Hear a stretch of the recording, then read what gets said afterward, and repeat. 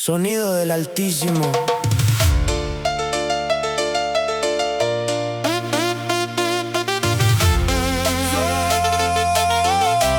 Me hice experto en decir todo bien, aunque por dentro no sabía qué hacer.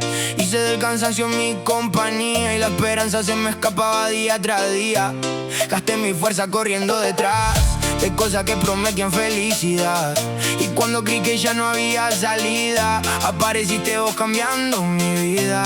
Porque hay heridas que no se ven, pero pesan más que una pared. Y hay silencios que saben gritar cuando nadie los quiere escuchar.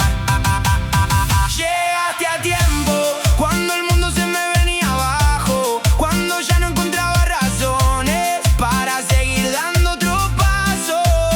Llegaste a tiempo cuando el corazón estaba vacío y donde yo veía el final, vos ya tenías otro camino.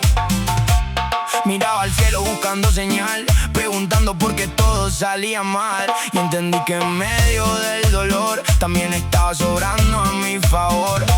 No fue de golpe, fue paso a paso, como amanece después del fracaso. Tomaste el polvo de lo que quedó y construiste algo mucho mejor. Porque hay caminos que al terminar te muestran dónde debías llegar. Y aunque la noche parezca eterna, siempre aparece una luz que despierta. Llegaste a tiempo cuando el mundo se me venía abajo, cuando ya no encontraba razones para seguir dando otro paso. Llegaste a tiempo cuando el corazón estaba vacío y donde yo veía el final, vos ya tenías otro camino. No fue suerte, no fue casualidad, no fue el destino, fue tu fidelidad. Cuando mi fuerza dijeron hasta acá, tu gracia me enseñó a continuar.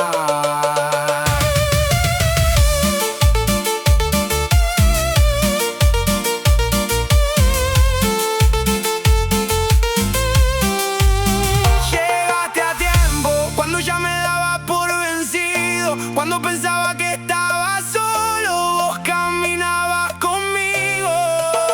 Llegaste a tiempo y hoy entiendo lo vivido, porque cada puerta cerrada me acercó a tu camino. Pensé que era el final y era el comienzo.